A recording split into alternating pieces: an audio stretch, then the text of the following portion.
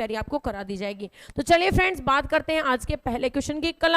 कलम का कार्य क्या होता है? लिखने का कार्य होता है। आप सभी को पता है कि कलम रेशो में आपको दिया लिखना, और आपका बेटा ये क्वेश्चन ध्यान से पहले देख लीजिएगा, आपका नया ही क्वेश्चन है क्योंकि 2017 के अंदर एसएससी सीपीओ का एसआई का पेपर था, 7 जुलाई 2017 को पहली शिफ्ट में पूछा।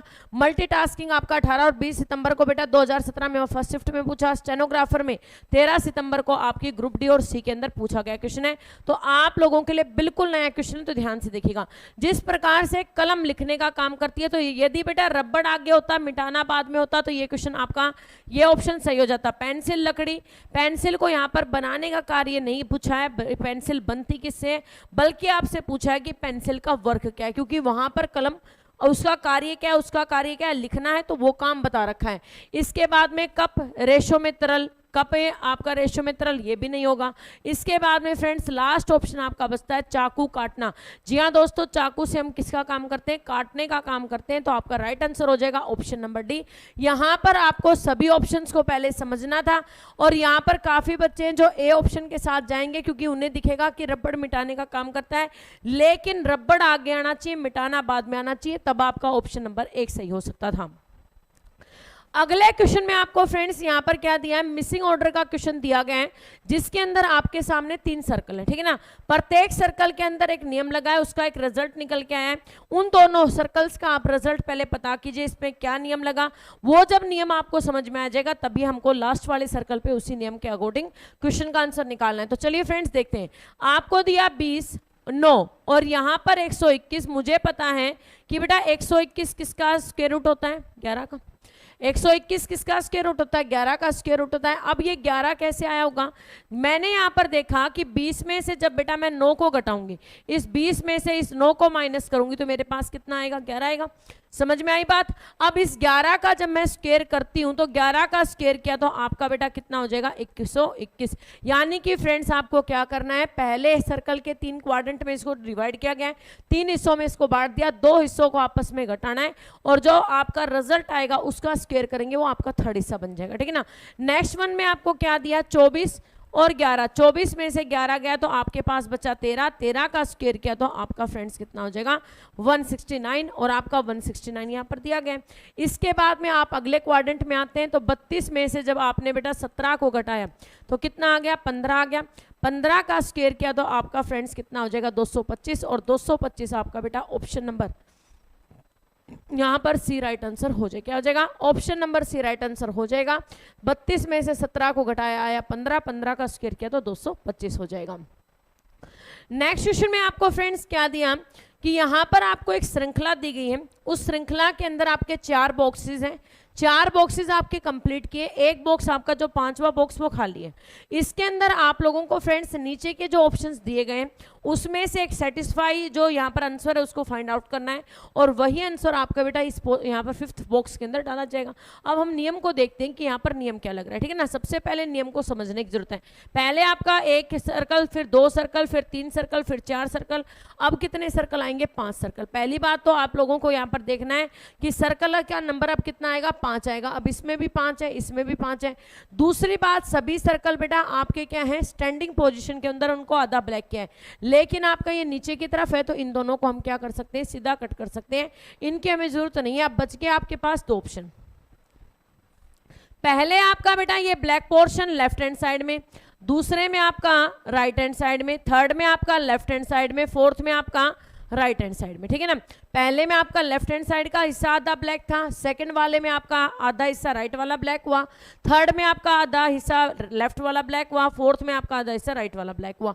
अब 5th में क्या होगा? लेफ्ट वाला ब्लैक होगा। लेकिन फ्रेंड्स ये ऑप्शन में आपका राइट साइड से क्या गया, इसलिए ये भी गलत हो गया। राइट आंसर क्या हो जाएगा? आपका ऑप्शन नंबर डी हो जाएगा। क्या हो जाएगा? ऑप्शन नंबर डी हो जाएगा। इसके अंदर से आपने पहले यहाँ देखना था कि नंबर ऑफ सर्कल्स कितने आएंगे, कितने सर्कल्स यहाँ पर हम आखिरी बॉक्स में लेंगे। इसके बाद में वो पैटर्न किस हिसाब से चल रहा है, इस सारी चीज को देखकर हमने क्वेश्चन का आंसर निकाल दिया, option number D. Next question में आपको बेटा क्या दिया? 8, 8 के बाद में 7, 7 के बाद में 10, आपका 13, 13 के बाद में फ्रेंड्स यहाँ पर कितना आया? 12, 12 के बाद में आपका बेटा कितना आ गया? 15। इसके बाद में यहाँ पर कितना है? आपका बेटा दिया 10, 10 के बाद में आपका नो के बाद में क्वेश्चन मार्क। आपको बताना है इस क्वेश्चन का राइट आंसर क्या है। इस क्वेश्चन का राइट आंसर क्या आएगा आपको फ्रेंड्स इसके बारे में बताना है। तो पहला जो बेटा यहाँ पर है, इस क्वेश्चन को हम दोनों तरीके से सॉल्व करके देखते हैं। क्या इस साइड से भी सॉल्व होता है और इस साइड से भी सॉल्व होता है, दोनों तरीके से हम निकाल के देख लेते हैं।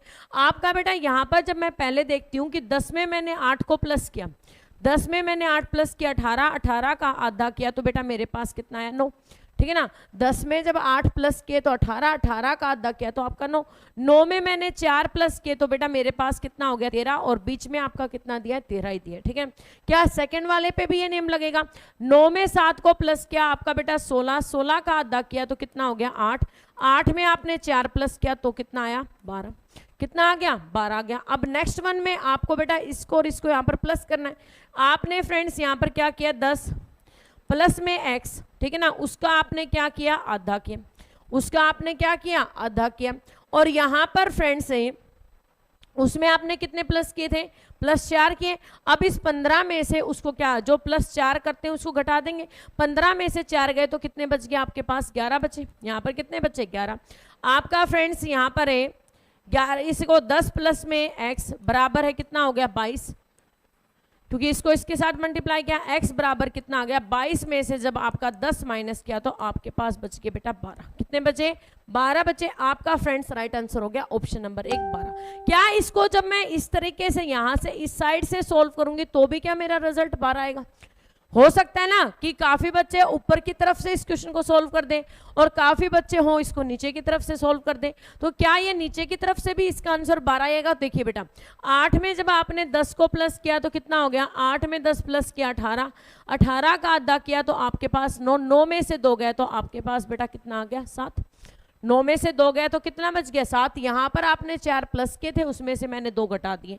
आगे चलेगा 13 प्लस में आपने बेटा कितना किया 15, 13 और 15 कितने हो गया 28, 28 का आपने फ्रेंड्स आधा किया तो कितना आ गया 14, और 14 में से जब मैंने 2 माइनस किए तो मेरे पास कितने बच गए 12। यहाँ पर फ्रेंड्स आपका रिजल्ट भी कितना आ रखा है 12 रखा है। अब लास्ट कॉलम आपका बच गया, सेम वैसे ही करेंगे।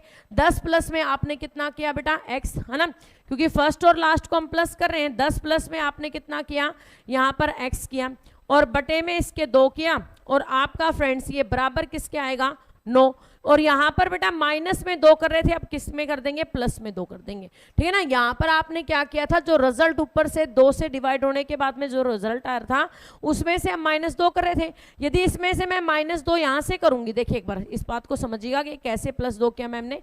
आपने यदि मैं यहाँ पर माइनस में लास्ट में क्या कर रही हूँ 2 कर रही हूँ, ठीक है, वो बराबर किसके रिजल्ट आया 9 के बराबर। ये माइनस का इक्वल किधर जाएगा तो किसका हो जाएगा प्लस का, तो 10 प्लस में आपका x बटे में 2 और बराबर किसके हो गया बेटा 11 के।